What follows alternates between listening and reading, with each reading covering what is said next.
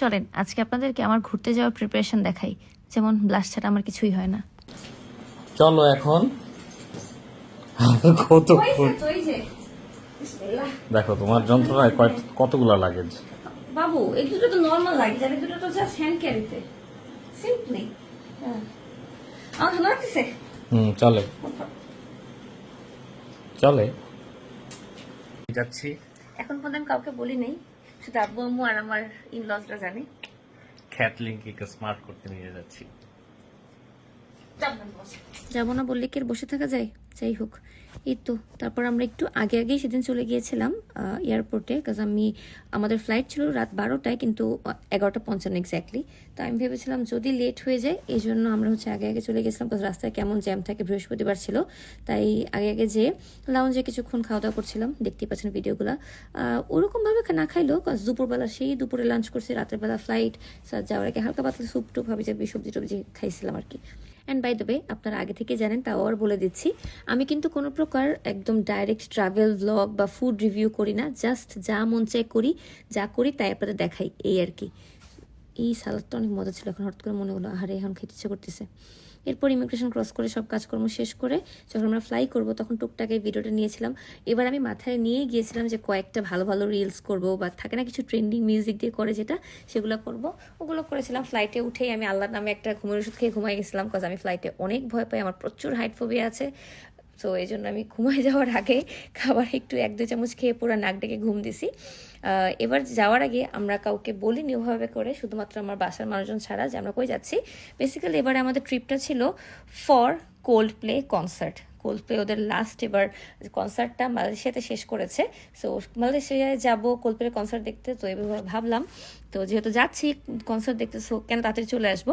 Even আমাদের ticket কাটাও ছিল 27 তারিখে, যে আমরা ঢাকায় ব্যাক করব, কিন্তু আমি শিওর ছিলাম যে আমি ঢাকায় ব্যাক করবো না 27 তারিখ। আগে থেকে প্ল্যান করে রেখেছি আমরা পরে আসবো, এই জন্য আমরা পরে টিকিট চেঞ্জ করেছি, সেটা আলাদা কথা। তো যাওয়ার পথে আমরা একটু সিঙ্গাপুরে জাস্ট ট্রানজিট রেখে তারপর আমরা গিয়েছিলাম, যাতে কিনা সিঙ্গাপুর এয়ারপোর্টটা একটু ঘুরতে পারি। সবাই যেহেতু বলে অনেক সুন্দর, কিন্তু কম টাইম থাকা ছিল তখন, মেবি 3 থেকে 4 ঘন্টা ছিল।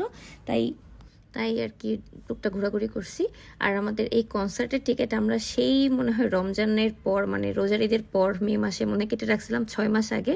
তো এত আগে কেটেও সব কিছু প্ল্যান আসলে অভাবে করে আমি কিছুই করিনি। থাকে না কিছু ভিডিওতে দেখায় যে আকাইমা বউ খালি এয়ারপোর্টে যায় আর কোথায় যাচ্ছে এটুকু জানে, এর আগে পরে বাইরে কিচ্ছু আমি জানি না। সব কিছু সীমান্ত সব সেট করে রাখছিল, যে ফ্লাইট থেকে শুরু করে কোথায় কবে যাব, কেমনে থাকবো, কি করব, কোথায় থাকবো, কিভাবে ভিসা টিসা সব কিছু এভরিথিং ও করে রাখে। তো ওই তো খালি জাস্ট একটু ট্রানজিটে ঘুরে চলে গেলাম।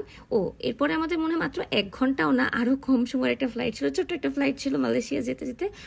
ওয়েদারটা নেমে যা সুন্দর ছিল, আর সারা রাতের আমাদের ফ্লাইট ছিল, ঘুমে পাগল হয়ে যাচ্ছিল আমরা সবাই, মানে পাগলের মতো অবস্থা। তো মালয়েশিয়াতে অলরেডি সীমান্তর একজন ফ্রেন্ড থাকে, তাসদিদ।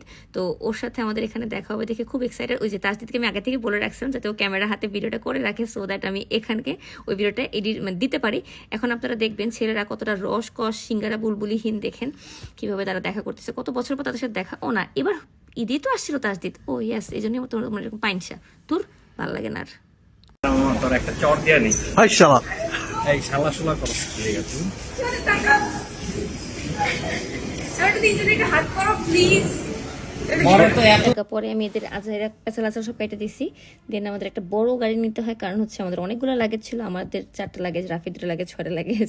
আবার তাসদিদও ঠিক করছে ও মালয়েশিয়াতে থাকলেও ও এবার আমাদের সাথে যাতে সবসময় থাকতে পারে, এই জন্য বাসা ছেড়ে হোটেলে চলে আসে। তা আমরা প্রথম দিন একদিনের জন্য, যেহেতু 3 মালয়েশিয়াতে গেলাম, কুয়ালালামপুরে একদিনই থাকবো। তো ভারদান থিল নামে সীমান্ত একটা হোটেল বুকিং করে। ভাই আমাকে সীমান্ত বলছিল খুব নর্মাল একটা হোটেল, খুব একটু রিজনেবল বাজেটের মধ্যে। আমি ভাবছিলাম নর্মাল হোটেল আর কেমন হবে, ভাই ওটা যে আমার কাছে মনে হয়েছে আসলে পুরো 5 স্টার টাইপ, কাজ এত সুন্দর জায়গাটা, একটু নিরিবিলি একটা প্লেসে। জায়গা নাম আমি জানি না, জিজ্ঞাসা করে লাভ নেই, কাজ আমি কিছুই জানি না, খালি গেছি, খাইছি, ঘুমাইছি, দ্যাটস ইট। ইটস ওকে, এতগুলো লাগেছে কি আপনারা ভয় পান না। হোটেলটা আসলে অনেক সুন্দর, ছোটোখাটো থাকে না কিছু কোজি টাইপের, একটু ঘরোয়া ঘরোয়া টাইপের, ভালো লাগে। আবার ওদের বিহেভিয়ারও খুব ভালো ছিল সব কিছুতেই। অনেকগুলো বাঙালি মানুষকে আমরা ওখানে পেয়েছিলাম। সো এখানে একটু বাকি জিনিস দেখেন। তুমি কি আমার বাসায় আসতে চাও? না, আমি আমার বাসায় আসতে চাই। ওকে, তুমি আজকে বাইরে ঘুমাবো, তাহলে আমার বাসায় আসতে না চাইলে। তোমার বাসার ট্যুর দিবা না?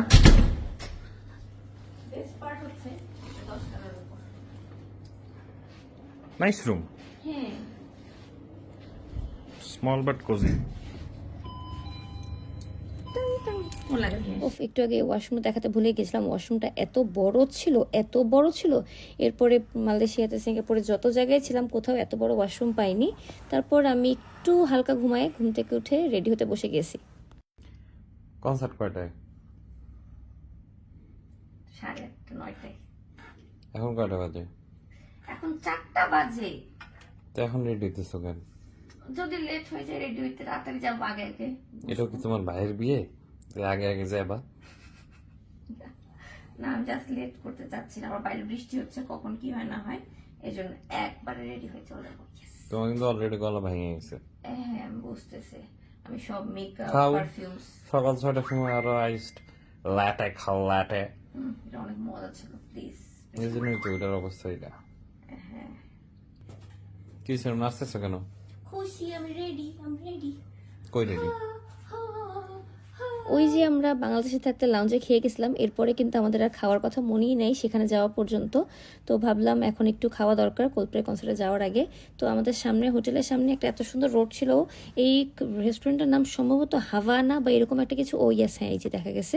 তো এই রেস্টুরেন্টে আমরা জাস্ট একটু হালকা পাতলা একটু ইভিনিং স্ন্যাক্স টাইপের কিছু খাই। সম্ভবত সীমান্ত একটা পাস্তা খাইছিল বিফ টাইপ সামথিং দিয়ে। আমি একটা পটেটো কিছু একটা আইটেম ছিল, রাফি একটা বার্গার খাইছে, তাহিদুর বার্গার খাইছে। তো এগুলো খেয়ে এখন আর ফুড দিয়ে এখানে পুরোটা ব্লগ শেষ করবো না। ফুডের জন্য আমি আলাদা একটা ব্লগ করবো, এই জন্য আমি সেটা রেখে দিলাম। ছোটো ছোটো ক্লিপস দেখাচ্ছি যে কি ইয়ামি ফুড খাইছি। উফ, খাবারটা যা ইয়ামি ছিল, এত মজা ছিল। বাট আমরা একটু রাশে ছিলাম, দৌড়াদৌড়ি করে খাওয়া দাওয়া শেষ করে দৌড়ের উপর চলে যাই। আমাদের কোল্ডপ্লে কনসার্টে অলমোস্ট একদম গেট লাগিয়ে দেওয়ার টাইমে আমরা যাই পৌঁছাই। অ্যান্ড যখন আমরা এখানে পৌঁছাই, জাস্ট দেখেন অলমোস্ট 1 লক্ষ মানুষ এখানে একসাথে। আমি না ভাবতে পারছিলাম যে আমি এতগুলো মানুষ দেখতেছি, অ্যাকচুয়ালি অলমোস্ট 1 লক্ষ মানুষ এখানে একসাথে। আল্লাহ,